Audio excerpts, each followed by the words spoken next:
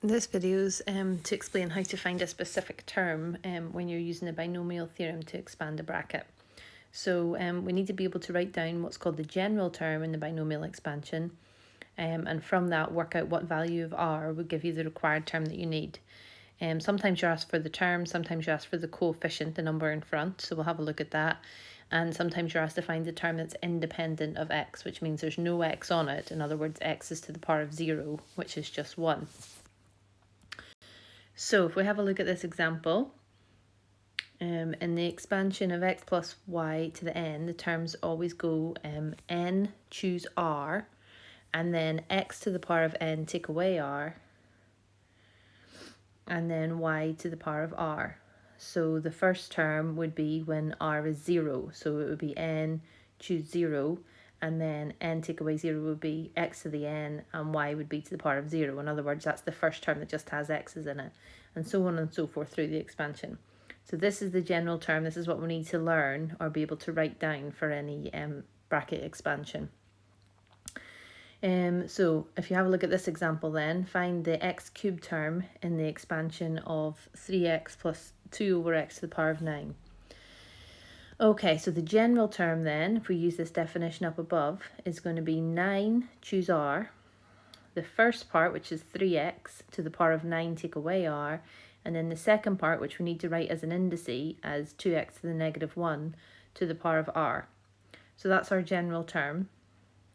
If we do a little bit of indices work with that then, what we can say is that this is the same as 2 to the power of r and x to the minus 1 to the power of r, which is the same as x to the minus r. So that's where those two parts have come from. And then over here, we've got 3 to the power of 9 take away r, which is there, and then x to the power of 9 take away r. So we've just split the terms up there. And then look at what we can combine for the next line. Let me just move it up a little bit. So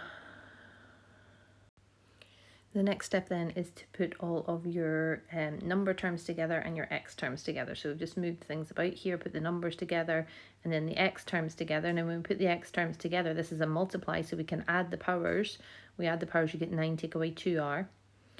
And then if you have a look, we want the term in x cubed, which is what the example asks us for up here. So for x to the b to the power of 3, then this indice here, or this index, is 9 take away 2r. It has to be equal to 3.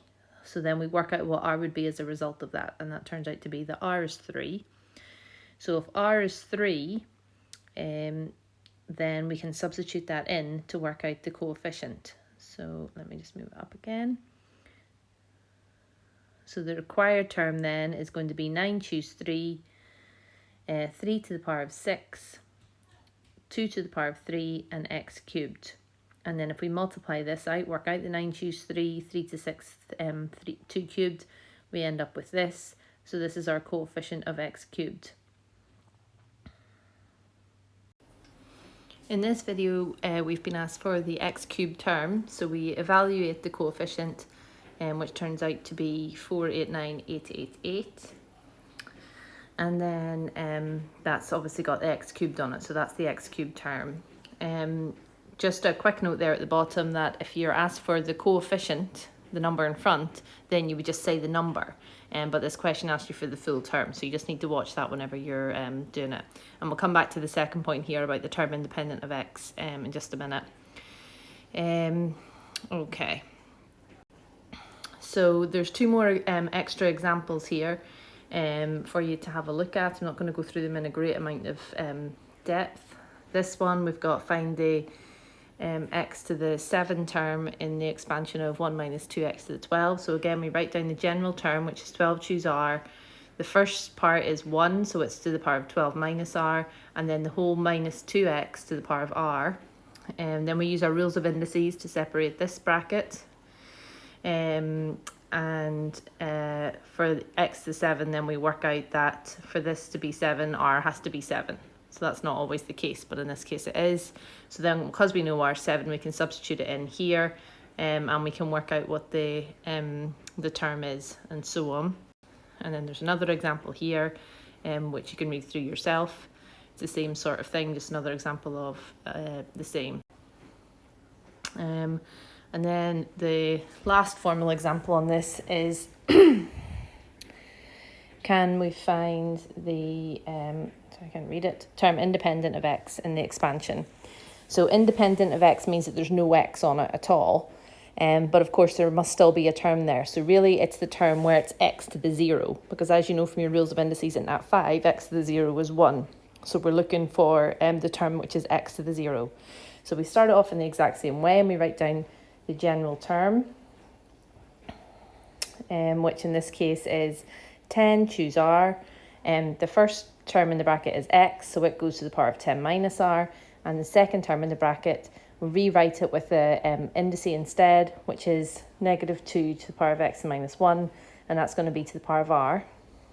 Then we split up this bracket, so negative 2 to the r, and then x to the negative 1 to the power of r is x to the negative r.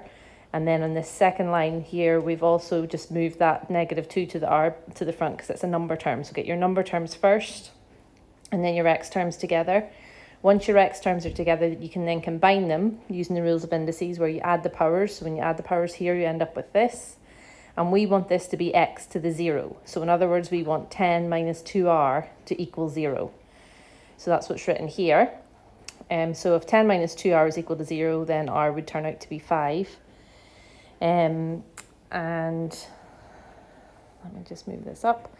If we know r is 5, then we can substitute 5 in up above, and we end up with negative 8,064. And this one is find the term independent of x. So it's the whole term should be the answer really. But of course the whole term has x to the 0, which you would simplify to give 1. So the whole term is actually just the same as the coefficient in this case, negative 8,064. Okay, that's it.